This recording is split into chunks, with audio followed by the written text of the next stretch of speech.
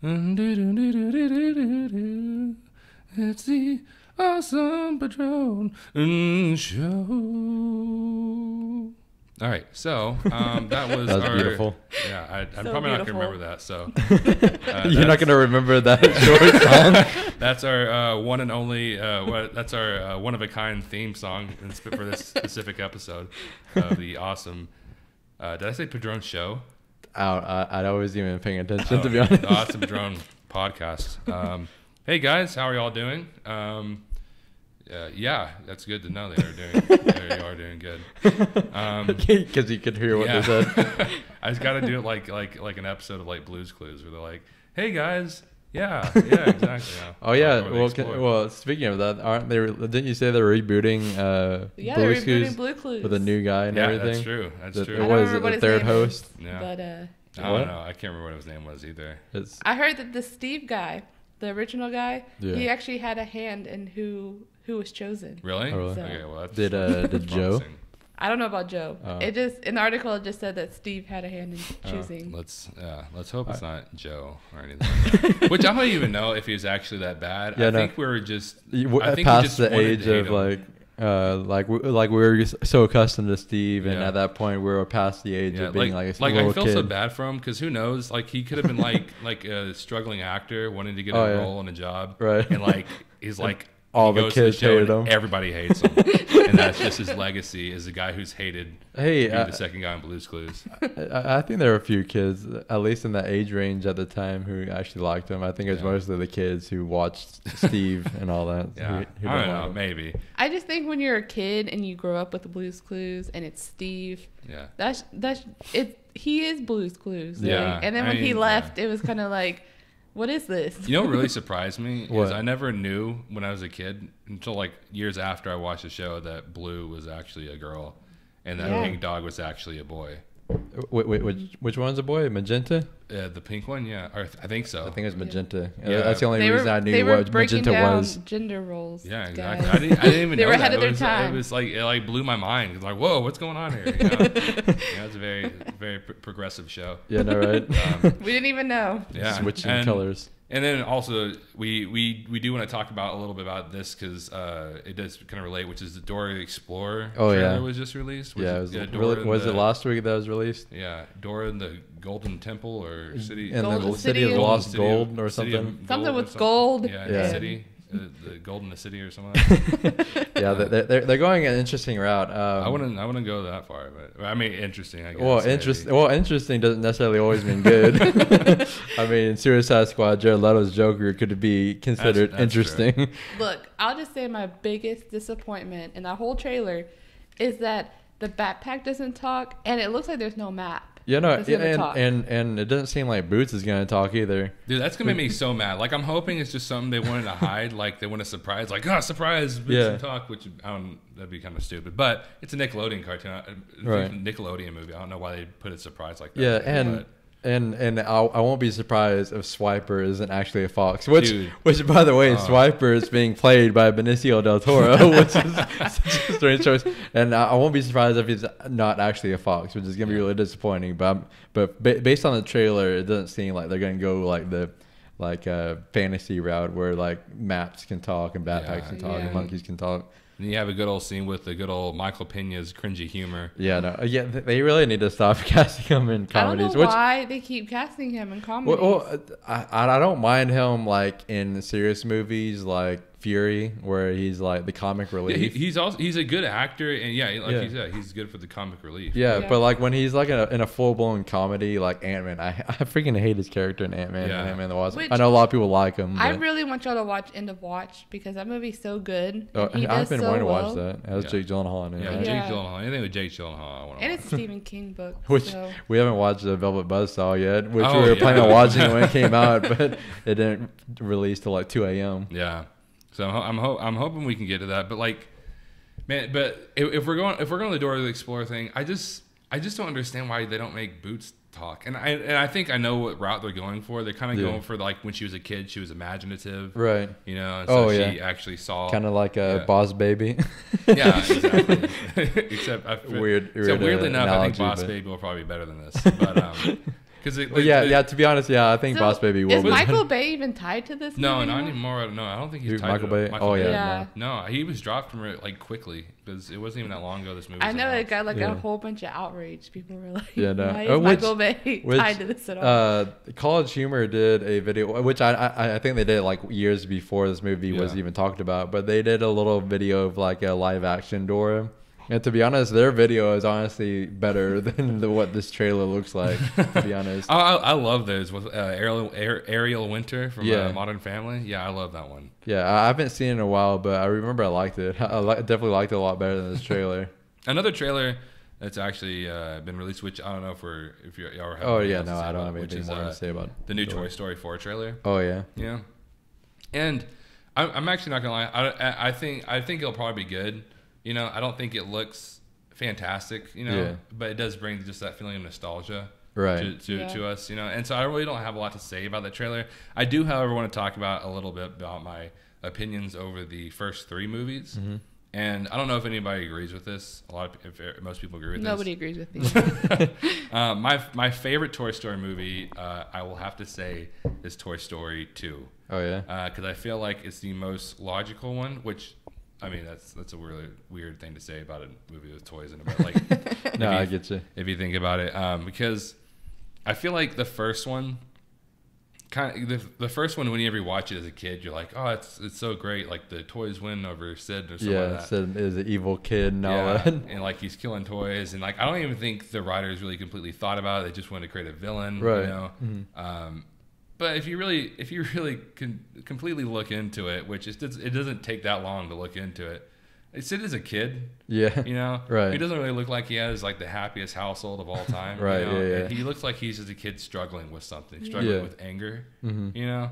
And I know like I might be looking a little too far into this, but at the same time, I don't think I am. Yeah, well, and plus when you think about it, he doesn't know the toys are alive. Yeah, he doesn't know it. So like, it's not like he's like doing it on purpose to kill the toys. Yeah, like he's just like experimenting with the toys and blowing up the toys, which I mean, isn't that big of that evil of a thing for a kid to be doing. What they should have done was they should have had it where like the toys like told him, "Hey, we're alive.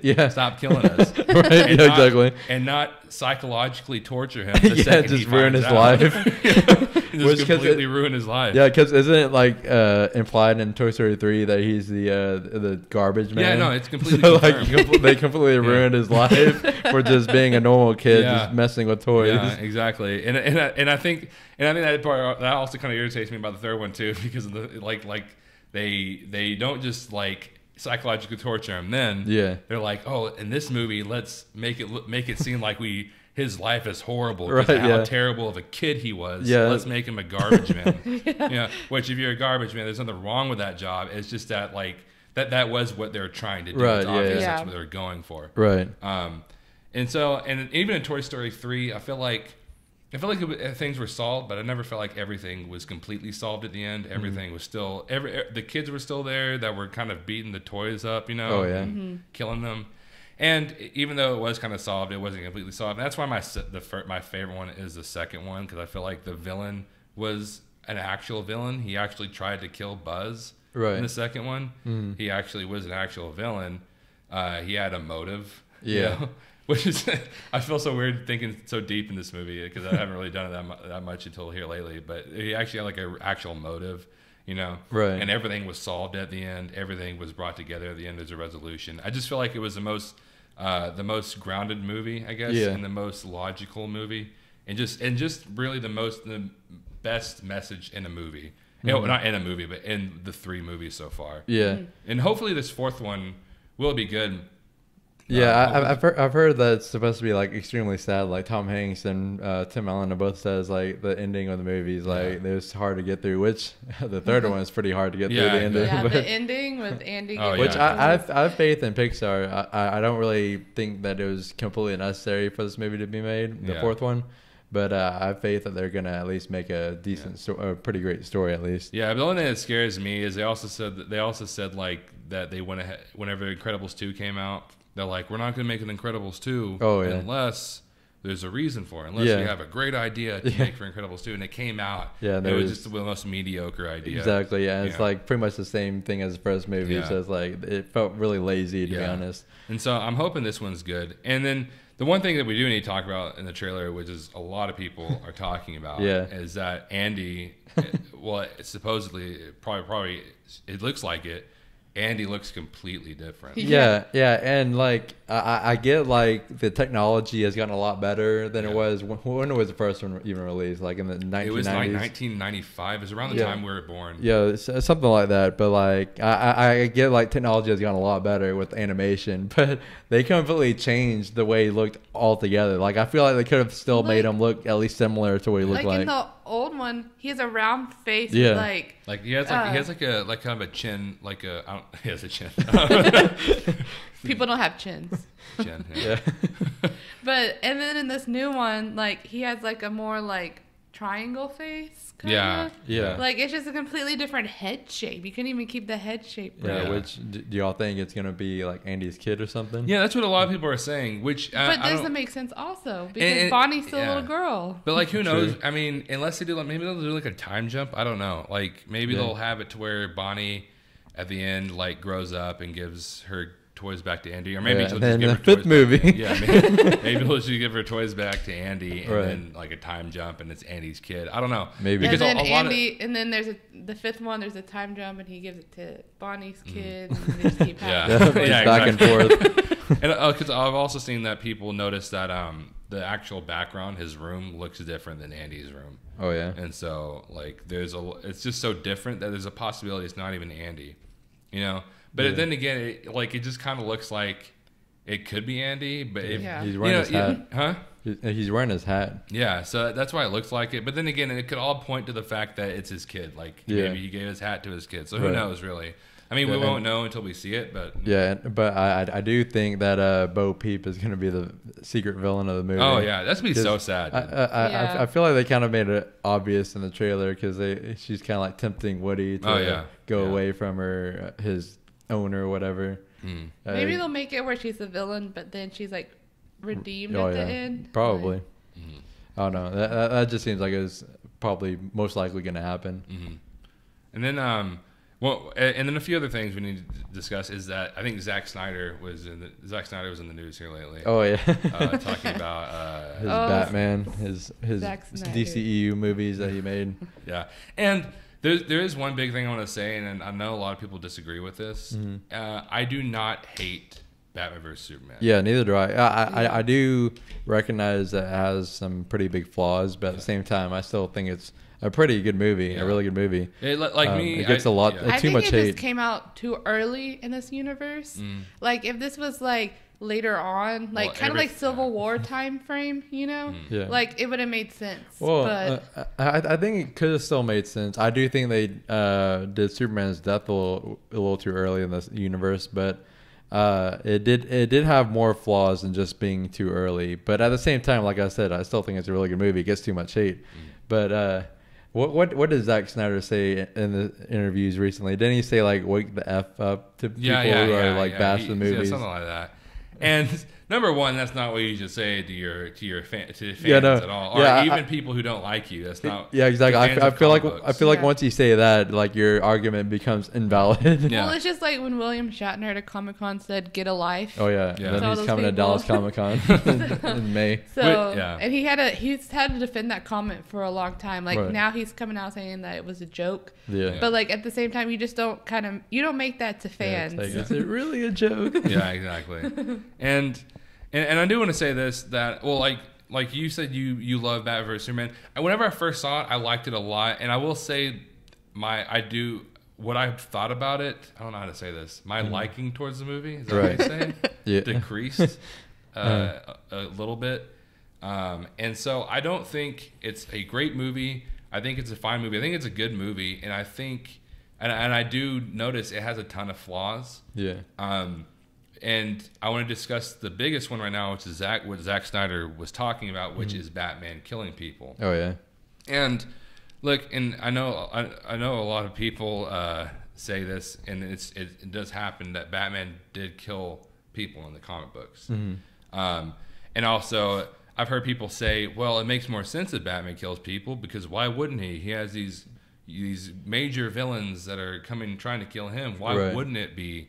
Why wouldn't he kill people? But if you really think about it, that kind of breaks down the logic. That kind of breaks down everything in Batman to me. Because I feel like, well, you have Jim Gordon, right? So Jim Gordon wouldn't really ever work with Batman in that kind of case. Oh yeah, because Jim Gordon is like by the book. Yeah, by the book, dude. If he doesn't want to, he wants to make sure everything's done right. He wants to make sure everything's good. Yeah. And so I don't understand why he would work with Batman if he killed people. Yeah.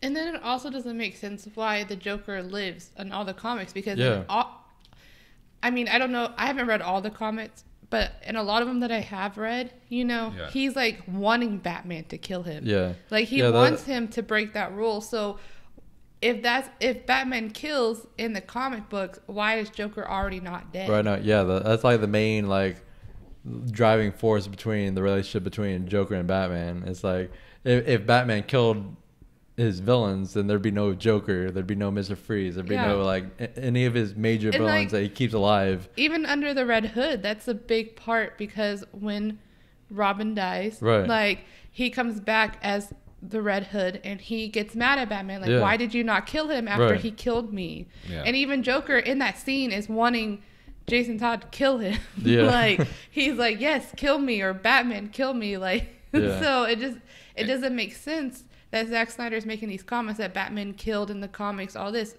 Maybe a few times, but not to the point where it compromises who he is. Right. Also, if you think about it, Batman's the kind of character where he goes through so much stuff. He goes through so much of wanting to kill people. Because it's not like he doesn't want to kill people. He wants to kill people. He goes through it all the time. And if he kills one person, that's going to be it. Yeah. It's going to break him. Yeah. If he kills one person, he's going to kill people. Not kill random people, but kill his villains.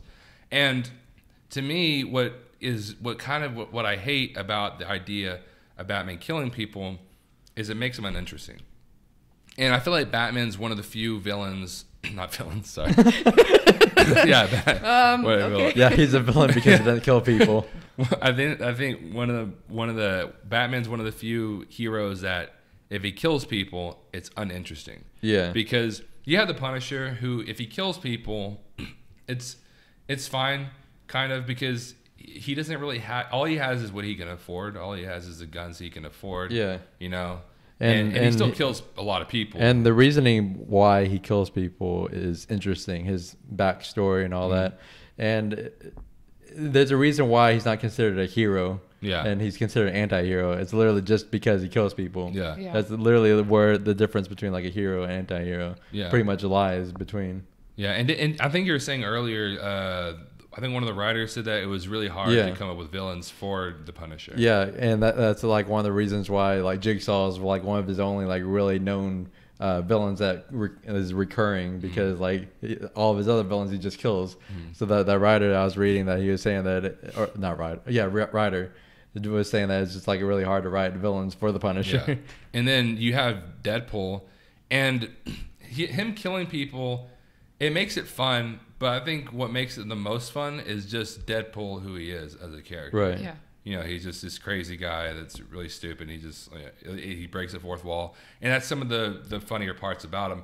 But whenever you have Batman, who's so rich, extremely rich, that he can create any weapon he wants to. Yeah. He can kill as many people as he wants. Right. And it doesn't make any sense to have a character like that kill people, because then he would not have villains at all. Yeah. I mean, as rich as he is, he could literally get in his plane and have like lasers that are like targeted on the bad people and just kill them. And that's Batman. Yeah. And I know some people argue that there's if you make it like dark and gritty and realistic, then it doesn't make sense why he wouldn't kill people. Yeah. Because he's in like a realistic world.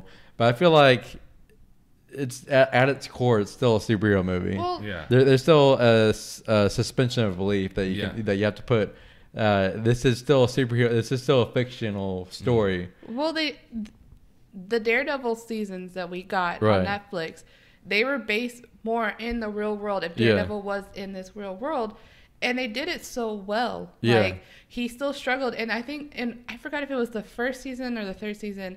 he talks about, killing is the easiest thing to do. Yeah. It's so easy to kill. And that's how it is for every, superhero. And even the Punisher, when he's talking, it might have been the season 2 when he's talking with the Punisher. How it's the easiest thing to do on the rooftop scene. And it is easy to kill because they deserve to die. These villains are awful that he has to face. But at the same time, you lose who you are. Once you kill. Exactly. And then you kind of lose the moral high ground that Batman has if he doesn't kill people. Because then he's just like all the other... And like it's like he saw his parents be murdered in front of him by a criminal when he was a little kid. So then why would he go out and kill people? That's literally the reason why he's Batman, is to stop people from killing other people, his parents and all that. And like I said, a lot whenever you bring up stuff like that, there's all these people like Batman's killed tons of people. What are you talking about? Have you seen the Michael Caine movies? Right. And he's killed people. I understand that. What I'm saying is he shouldn't. What I'm saying is Batman, at his core, if you really think about it, if he kills people, everything crumbles apart. Every logic, everything that makes sense in Batman crumbles apart. What's the video that we watched? Batman. I think it was by High Top Films on YouTube. Yeah, I love how they talk about how Batman versus Superman, that Martha scene that everybody talks about is horrible and it was ridiculous.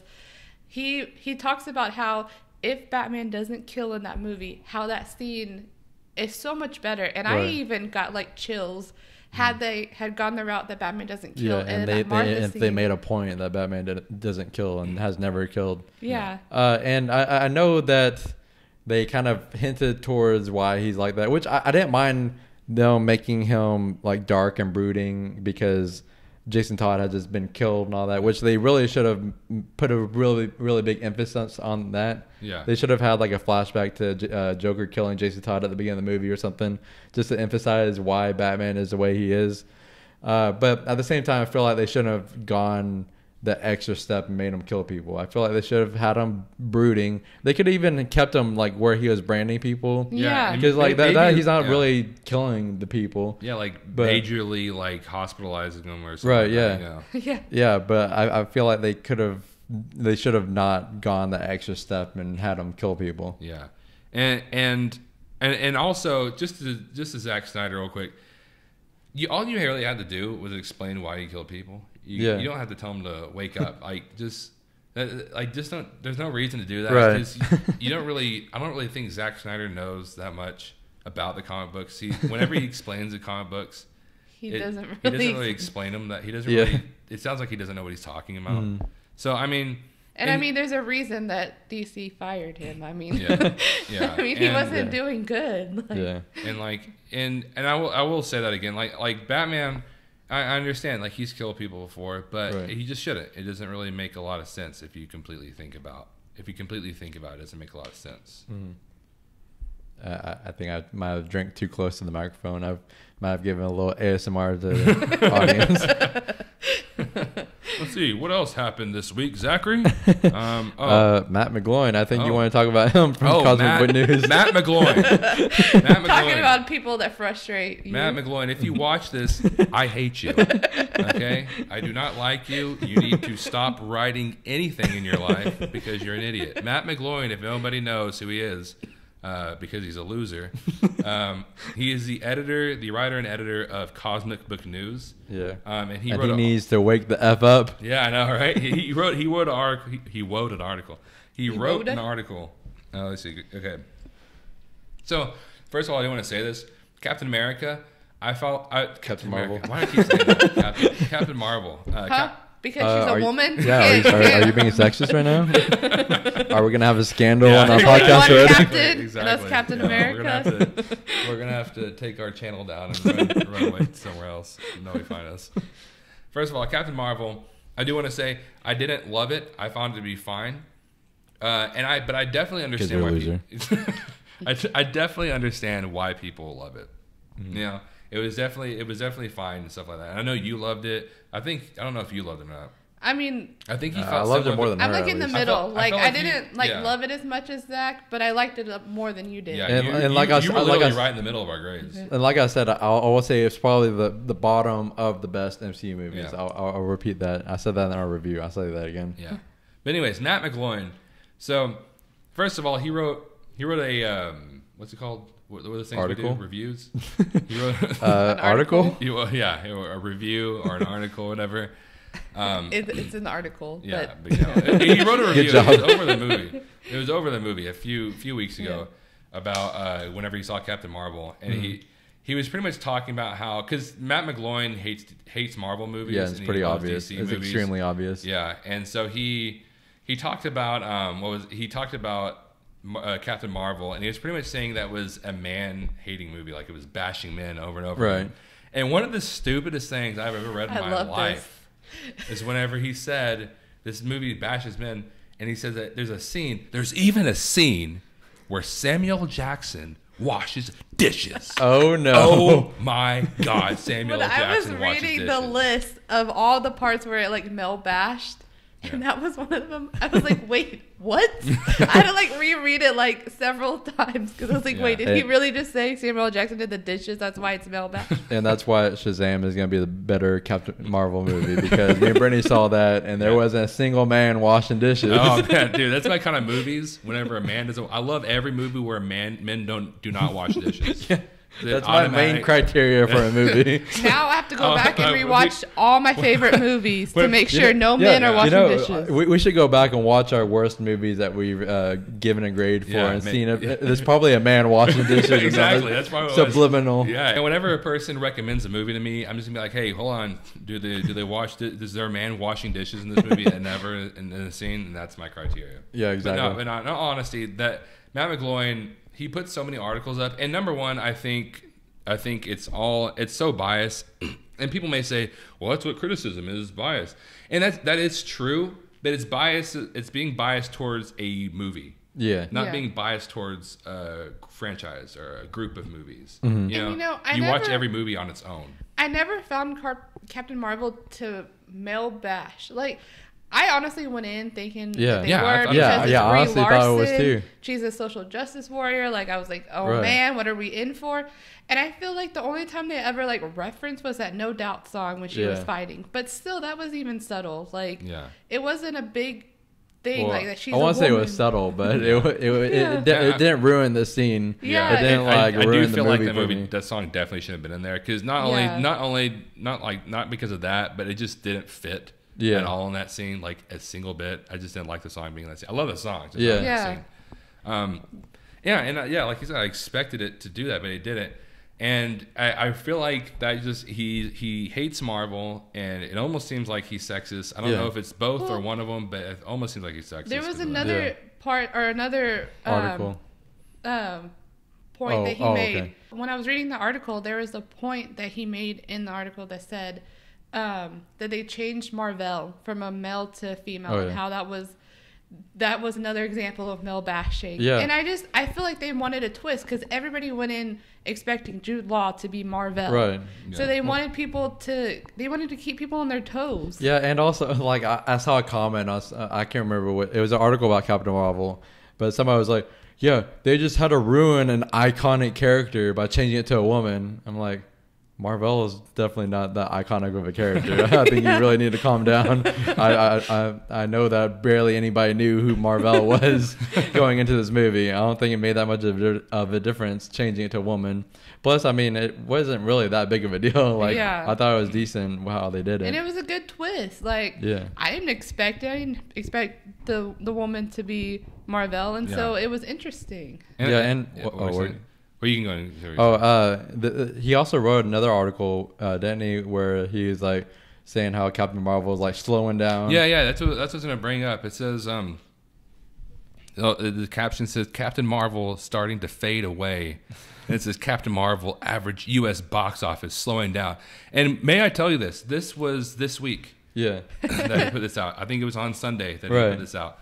let's just think about this for a second. Captain Marvel has been out for 3 weeks. Yeah, it came out March 8th. Yeah, it's been out for 3 weeks. And you have Us that came out, which everybody was anticipating because it's a Jordan Peele movie. So and then they had a Shazam early screenings. Like that was pretty popular last weekend, which we went to go see. Yeah. And it was that was a big deal. That probably took a lot of box office hits for Captain Marvel. Yeah. And also, like, that's just what movies do. Mm-hmm. Did you expect Captain Marvel to be making the same amount of money for the rest of your life? Yeah, no. Like, did you expect it to stay in theaters and just keep on making the same amount of money every day? Yeah. You know, that's just what movies do, Matt McGloin. And it seemed like if you're such a movie fan, you would understand that.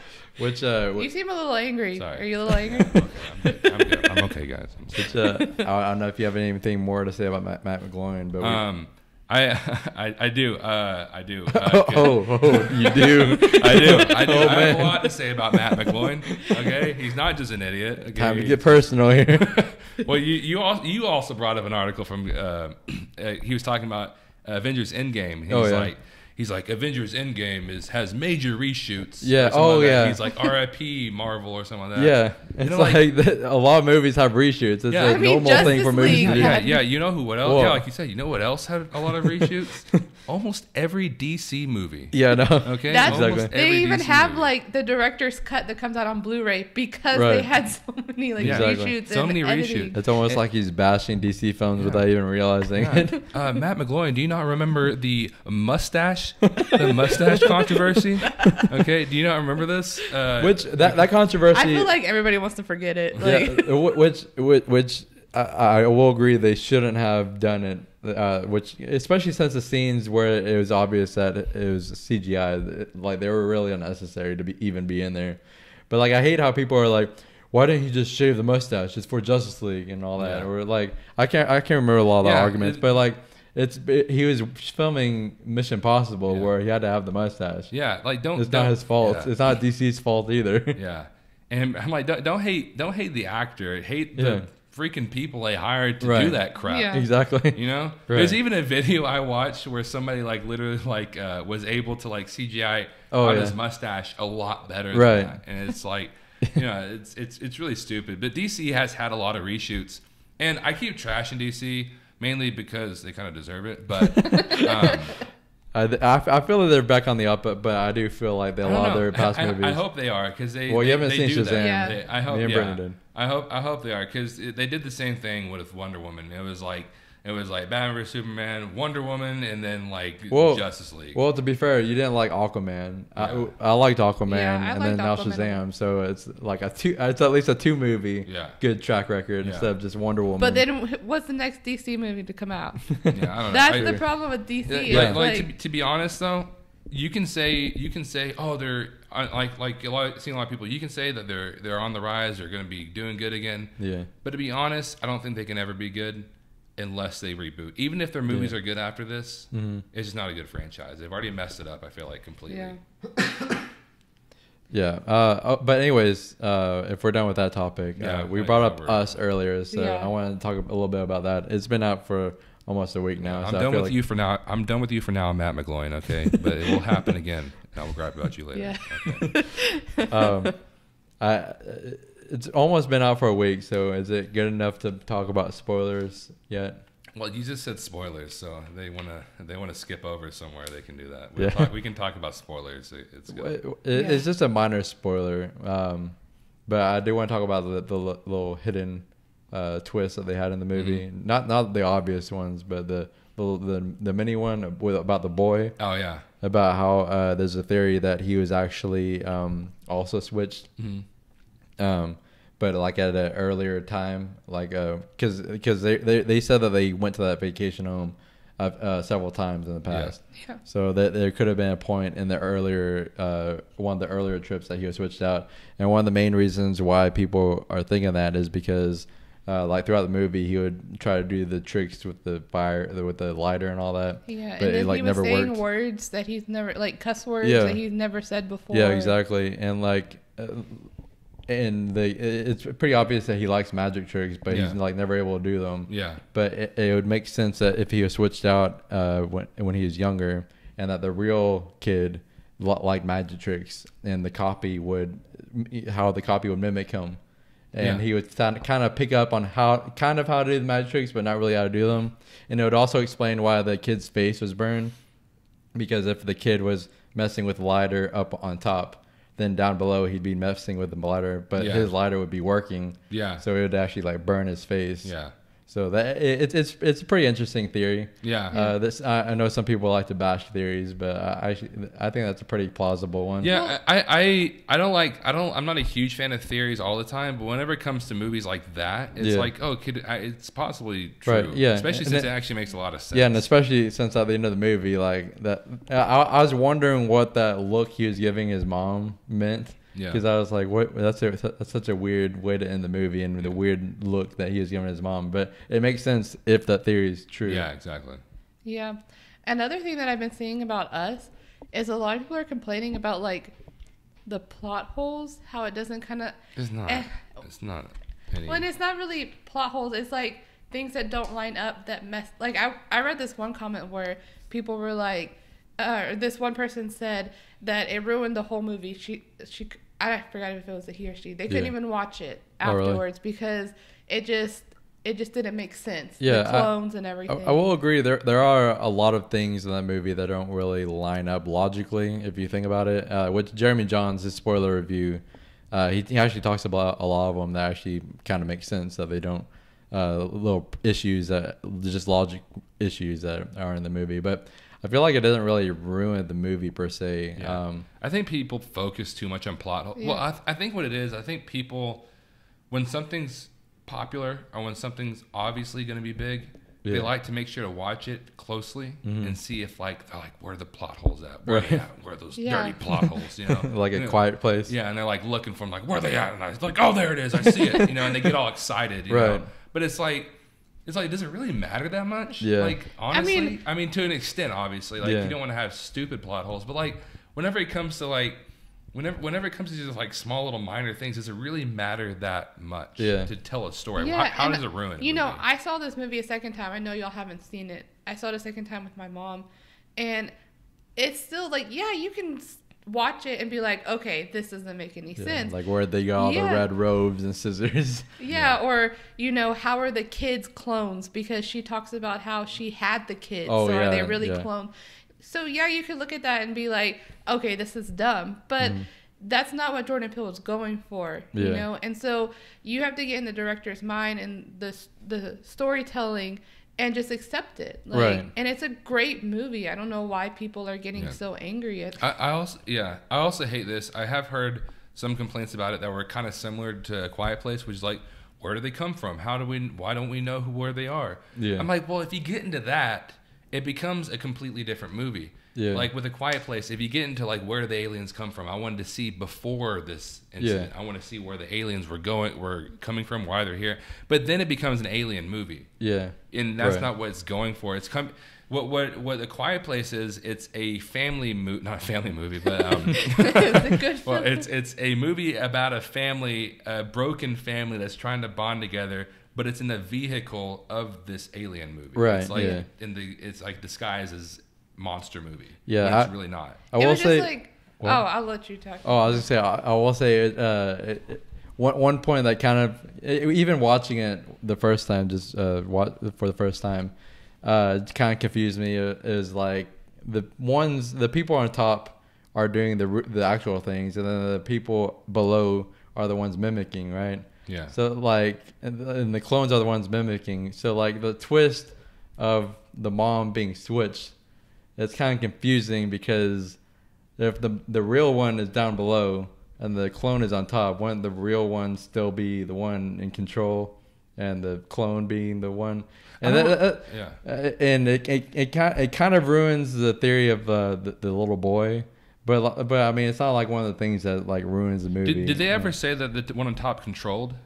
Well, I mean, I don't know if they controlled per se. Because I mean, at the end of the movie, they showed like people that were on top, like the people on the roller coaster were like obviously on the roller coaster, and the clones on the bottom were like shaking like they're on a roller coaster. Well, when Red Adelaide's clone or tethered. She talks about how Adelaide met her prince, right? And she said, and I found Abraham, and it didn't matter if I loved him because my person had met her prince, right? But I think it's possible. It's just that whoever's on top, is the one in control. Yeah, and that's kind of how I viewed it, just to ease my mind on that whole issue, which a lot, like I said, didn't like ruin the movie. It's just something I was thinking about while watching the movie, and even like after the movie, just kind of trying to think of the logistics of all of it. Well, and that's what it makes sense to me completely. That it's just maybe they should have said a little more, but then again, it's like, why do they need to say that more? Well, I feel like once you go into that kind of territory where you're having to explain everything, you're kind of spoon feeding the audience. Yeah, you're not respecting the audience. Yeah, and I don't like movies that do that. I don't like movies that like tell me this is how it is.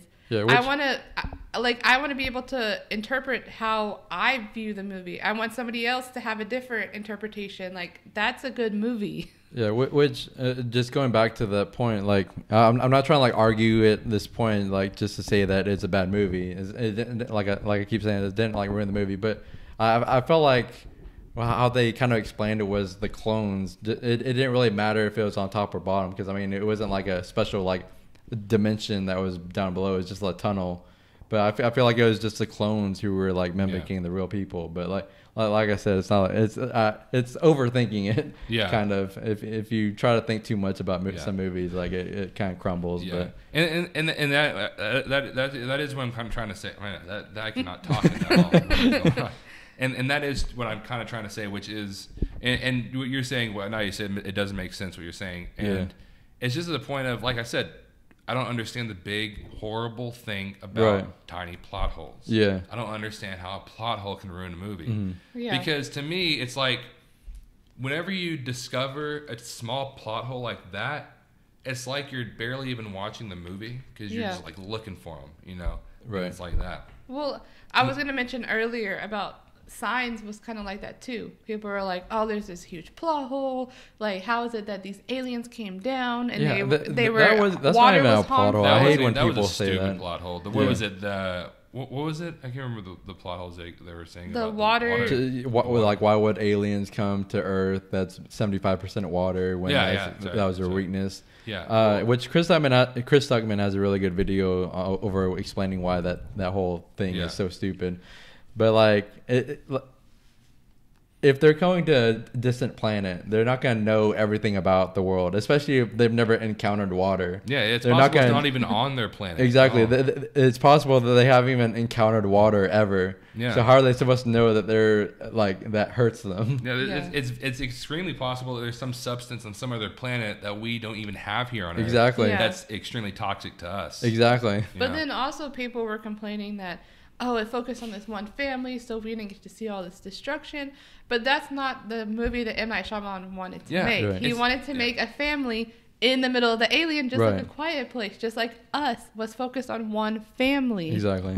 And to me, I think M. Night Shyamalan is a genius that doesn't know how to, not direct, but like direct his attention. I don't really know how to say. He's like a genius, but he doesn't know how to contain it. Mm-hmm. He doesn't know how to like rely on his geniusness. I don't really know how to say it at all, because he makes these amazingly genius movies with genius ideas, and he knows what he's doing. Right. Because I was even watching this one interview. I can't remember where I was seeing it at. Where in what's it called? The Sixth Sense. Mm-hmm. There's a scene in the very end whenever the son tells the mom that he can see dead people. Yeah. He purposefully did not put music in that scene. Oh yeah. And they're even telling him, like, do you want to put music in the scene to make it a little more emotional? And he said, no, I don't want to put it in the scene. Right. And it was perfect. Yeah. So he knows what he's doing. And people talk so much crap about M. Night Shyamalan, which sometimes it's well-founded because he does have his bad movies, but his good movies are usually really good. Yeah. I feel like it's when he gets like a big budget movie, like Avatar and a few and After Earth. And I feel like it's the smaller projects that he actually funds. Like, which movie was it that he funded? Like, he actually mortgaged his house or whatever. all of his smaller movies, he funds himself. Like The Visit was all of his money. Yeah, didn't he like not sell his house, but he did something with his house to like just to pay for the movie. Did he like remortgage it or something? I can't remember. He did something, but like I feel like the smaller projects that are the ones that he actually wants to make. Yeah, and it's pretty obvious that there's a drastic change between the smaller projects that he wants to make and the big budget movies. Yeah. Blockbuster movies that just turn out horrible. Yeah, and I just wish people would start looking at movies as more of like a vehicle to tell a story. Not always, you know, but a lot of times that's all it is really. It's just a vehicle to tell a story. I also like to see it as art. Like, art can be interpreted in so many ways, you know? And so, you know, you might not agree with the director's vision, but that's what he was wanting or she was wanting, you know? Like, that's what they were going for. Whether you like it or not, it's at least respect it, you know? Right, like, if you completely hate M. Night Shyamalan and his twist, that's fine, but respect what he's going for, what he's doing. Yeah, because in that movie, he wasn't completely going for an alien movie, and that's what it would have became if they would have not focused on the family. They would have went somewhere completely different, like an alien movie, and that's right. That's and it's exactly the same way with The Quiet Place, which I think that's how we segued into science. And but Jordan just like Peele, they're all focused. They all have a vision, and they want that vision for everybody to see, just like an art form, just like a painting. Right. This is what they want the audience to see. Yeah, and also, I'm not blind to plot holes either. Like in The Quiet Place, there was 2 big plot holes I felt like that didn't ruin anything for me, but it's like they kind of majorly suspended my disbelief, and that was number 1, how do they have electricity? Oh yeah, you know, right. You know, and like people were like, well, maybe they had a generator. That would have been really loud. Yeah, no, exactly. You know, and then it's like the earpiece whenever he found out that what was it called, the hearing aid. The hearing aid can like kill them or like kind of make them like go crazy. Right. And it's like, well, that should have been found out earlier. You know, which. By the way, it's just speaking of the generator, which it kind of just popped in my mind right now, or then that would have been actually a really good thing to like live by. Oh yeah, because like it would have been like living by the river. Yeah, it would have been if you would have kept it on and ran away. Yeah, like true. If you would turn it on and just ran away. Yeah, and then waited for a little bit for them to get used to the noise. Yeah, and then one of the stupidest plot holes that was brought up was the fact that why didn't they just build a house next to the river? Well, dummy, here's what's going on with that idea. If they would have lived by the river, that means they would have had to build a house. Do you also realize that the only way that they could make a lot of noise is they're literally right underneath the waterfall? Right, exactly. Yeah. Even whenever they're next to the water stream, they still had to just talk in like low voices, like kind of like we're talking, you know. Yeah. But next to the water stream, they could yell. You're not going to build the house right underneath that waterfall. Exactly, especially just collecting all the supplies to make a house would be like so freaking loud. Yeah, and like getting the tree, the wood, and all that, and everything that you need for it, and not only that, but like carrying it over to by the water. Yeah, it would have been like a big hassle. Yeah. Like there's so many things that could have gone wrong. Yeah, and then building the house and stuff like that. And then not only that, the house they lived in was pretty cool because it was already shown that they had already lived there before. Yeah, it was already shown they were pretty much farmers. They knew what they were doing with plants and like growing crops. And they couldn't really have done that over there. Right. Yeah. You know, because they already knew what they were doing with that house is what they knew. And so it makes a lot of sense that they would have stayed there. Yeah. Yeah. And so we're coming at the end of our podcast. And I know that you wanted to talk about the YouTube channel. But first, before we talk about that, I think we should talk about Avengers. Yeah, Endgame. I feel like we should at least talk about Endgame at least once every podcast until it comes out. Because after it comes out, then we can't really talk about it. But there were new posters that were released. I think it was today, right? Mm-hmm. Yeah. It's character posters, and like there's half of them were in color, and it was to symbolize the people who survived Infinity War and survived the snap. And then there's like another half of character posters that were black and white, and it was to symbolize the people who didn't survive Infinity War and didn't survive the snap. Oh man, I should probably turn my phone down. But which, by the way, that sounds a lot like the beginning of Eleanor Rigby. I've always thought that, your text tone. But anyways, so these character posters, they confirmed that Shuri did not survive the snap, which I know a lot of people are sad about that. Which I think they already showed that in the trailer. To be honest, now that I think about it, I think they showed her like people that were missing. Yeah, because true. Yeah, she could have just been missing. Scott Lang was one of them. So I think a lot of people thought that she was missing. Yeah, which even then I think it was pretty confirmed because I mean it did say missing, but I mean she was in Wakanda with everybody else at the end of Infinity War. So where could she have gone disappeared off to? With Scott Lang, he was stuck in the quantum realm. Yeah, so, exactly. Yeah, that one makes sense. But so she was confirmed to be not have survived. And the opposite, somebody that survived that they finally announced is Valkyrie. Yeah, and a lot of people are confused by that because they're like, "Oh, didn't the Asgardians all get killed by Thanos at the beginning of Infinity War?" But like, I think people who say that don't realize, didn't watch the scene with Thor when he first met the Guardians of the Galaxy, and he told them that Thanos only killed half of the Asgardians. Yeah. So like, it is plausible that she survived. And it would make no sense that they built her up in Thor Ragnarok, that they did not show her in Infinity War dying. Yeah, or Korg, who they built up in Ragnarok. I really hope that I know a lot of people love Korg, and he's probably going to be in game. Well, maybe he didn't get a character poster, but I didn't really like Korg that much. What if he's the one who beats Thanos? And not Ant-Man crawling up his butthole. What if it's both Ant-Man and Korg team up to beat Thanos? But talking about Valkyrie, I do want to bring up that there was a tweet that Brie Larson made of somebody made a fan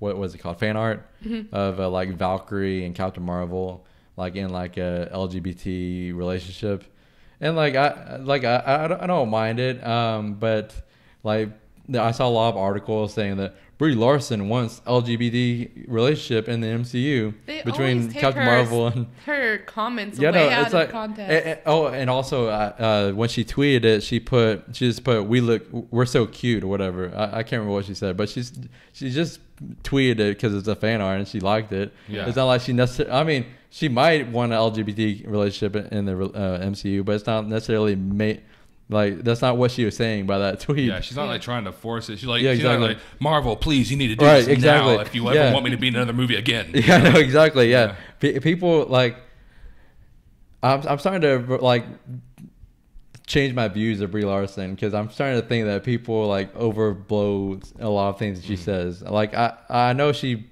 has said a lot in the past. Yeah. That is sort of like, I don't know what the word is, but I feel like now they're like overblowing what she's saying. Yeah, exactly. Like way overboard. Yeah, and we're if we're done with Endgame, which we said we probably need to talk about every week. I do want to bring up one very big thing before we finish this off, and that is there is a channel called let's just talk about the first thing, which it's been like a long time. So we're pretty late on this, but there was a video that came out about a guy who called out YouTube because there was a pedophile ring within YouTube. Yeah, it was really easy to go onto videos of little girls who were just doing innocent things. They were doing yoga or gymnastics. Things. Yeah, it was like from their own channels or like their own Instagram or something, and people would download them and upload them to their channel, and it was so pedophiles to go on there and like talk nasty on there and like timestamp whenever the girls were in like some kind of exposing position. Not really exposing, but just like compromising. Yeah, maybe like their crotch was in the shot or something like that. And because of that, I think he also showed that those videos had ads. Yeah. And also he said he even found like links in the comments to like actual child porn. Yeah, exactly. And then after the silence suggestions, it was like you're just locked in. Yeah, it's like all those kind of videos. He literally like clicked into 3 videos. Like he just typed in like bikini something. Yeah, because I think he was talking about like trial halls or something. What was that guy's name? I can't remember. I can't remember. Yeah, it's been so long since I watched the video. I can't remember. Yeah, but because of that and the ads, I think a lot of companies pulled their ads from YouTube, and then YouTube was like, we need to do something about it. But you know what? They're like, let's not hire a team or do something smart that makes sense. Instead, let me punish every single person who most likely isn't a pedophile and take away their comments if they have a minor in their videos. Yeah. And So a lot of people are getting their comments disabled. And that they also came up with, it's your responsibility to check your comments. It was just stupid because some people are so big. Yeah. How are they supposed to do that? Yeah. How are they supposed to read the one pedophilic comment out of all the innocent ones? Yeah. I was telling y'all that we should go on to like the really toxic YouTubers like Logan Paul and Jake Paul and like just comment a whole bunch of inappropriate stuff. Yeah, their stuff taken down. Logan Paul films people without their permission all the time. And stuff like that. Minors without permission. Right. Like why? But anyways, one thing I want to bring up today is there's a channel called SBSK. It stands for Special Books for Special Kids, I believe. And maybe y'all have heard of it. I don't know. Maybe y'all have. If y'all haven't, check it out. I'm going to put a link in the description. I'll put another link in the description because they are one of the people who here lately, and this is why I'm bringing this up because it was only this week, I think, or maybe a week ago, that their comments were disabled. Yeah. And the comments are very important for their channel because their channel is a channel that has a lot of. It's not only minors, but a lot of it seems like it's primarily minors, or I don't want to say minors. It makes it sound weird. Right. Yeah. It's primarily kids. Yeah. I'll say that. Yeah. And teenagers, but it's primarily kids, and so on the channel it's kids with disabilities, like, and usually they can range from some like slight disabilities to severe disabilities. Yeah. And it's a channel to give these kids like a voice and a platform to speak and to show that, these kids, they're just people who are trying to live. They're kids who can have happiness. Right, yeah. They're trying to take out that stigma. They're trying to take out the stigma that some people have about kids that are handicapped or with disabilities. And even in the video, the guy said that a girl was concerned because she couldn't make friends at school. And so he wanted to make this video to show her that there are people that will love you for who you are. Exactly, because like most of their comments are positive. Yeah, and also there's a guy. I'm talking about movies. Sorry, that's horrible. Sorry. There's a guy who he had a brain tumor, I believe, and he died. He was a kid and he died. And he said in the video that his mom. Well, he didn't finish the sentence, but it seemed like. He was about to say that the kid's mom told him that she would always go on their videos to see all of the great comments that people left below. Right, yeah, and kind of keep her son alive. Yeah, and keep her son alive. Through the comments. Because of this stupid YouTube thing, the YouTube being lazy and just trying to take the easiest way out, the easiest thing they can possibly do, these people are now not having comments. Yeah. And the thing is they even said the comments are one of the most important things about their channel because these kids in the videos, sometimes they don't like themselves. Sometimes they're sad. Sometimes they don't like what's going on in their lives. They feel like nothing's worth it. They feel like people aren't going to like them. Right. And there's the comments, people cheering them on, and people cheering them on and seeing them and telling them, you can do this. You go. You're a great person. You're a great person. But now they can't do that because this is YouTube, the stupid YouTube stuff. The thing is that YouTube told them they were high risk, but didn't explain why they were high risk. Yeah. And they've been fighting it, trying to communicate with YouTube, and YouTube just keeps telling them you're high risk with no explanation. And it's ridiculous that just because they have minors in their videos that, you're high risk. Yeah, and I honestly feel that YouTube is doing like the least amount of work that's possible. Like you were saying, they don't want to like hire people to actually look through it, especially since the guy who originally made that video that went viral about the YouTube, this whole system. What? Especially since the guy who made that first video that went viral, he like the end of the video, like the last like 5 or 10 minutes of the video was just him like with the video sped up of him just like scrolling through just a one person, just himself, just going through the comments, finding all these all the comments for this whole child predator ring. It's like if YouTube just hired like just a group of people just to sift through comments, I feel like that could have been a big help instead of just like disabling people's comments. Or maybe even look at tags or look at buzzwords that you can find in comments, My thing is that YouTube has already had this controversy. Didn't they have like some kind of child thing here recently before this? I where think like so. It was like where Spider-Man and Elsa and they were like doing sexual things, but like it was targeted kids because it would have like the tags like like Disney Channel's people and stuff. So people would click on it and it was something sexual. So they already had that controversy and they didn't do anything about it. Right. I mean, they kind of did, but not really. So then they have this, which is a big deal.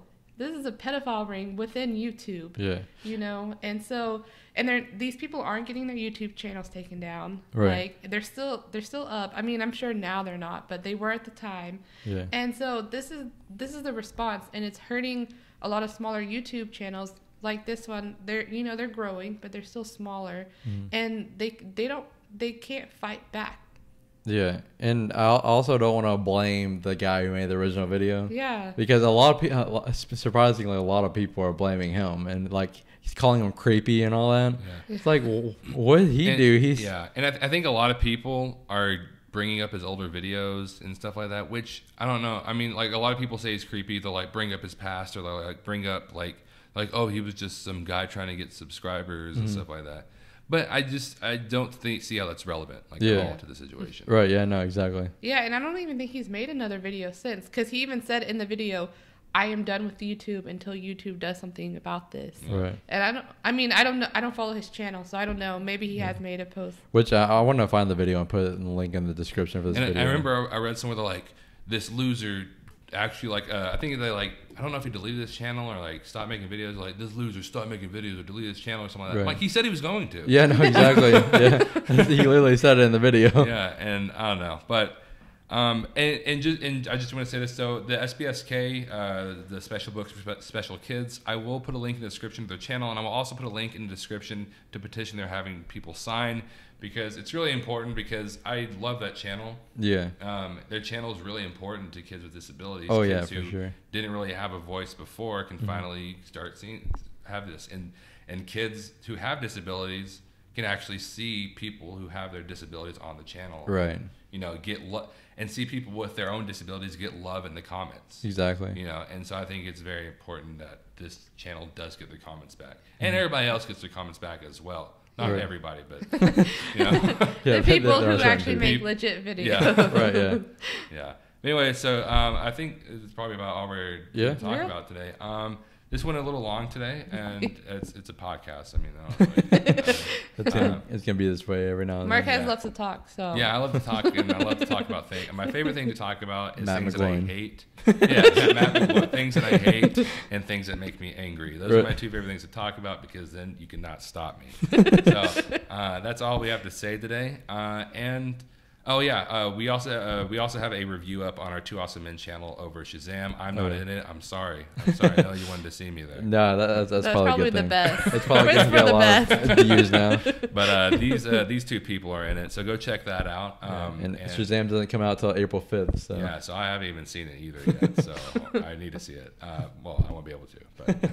But anyways, guys, thank you so much for watching, and we will have another one for you next week on Wednesday. I thought you were going to end it like our YouTube channel. And you will see us later. Yeah. No, I'm not going to do that crap. All right. Thank you so much, guys. And come back next week where we'll be talking.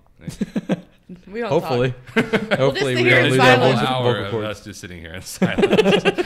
Well, there's that one guy who live streamed himself for like, what was that, 4 hours every day.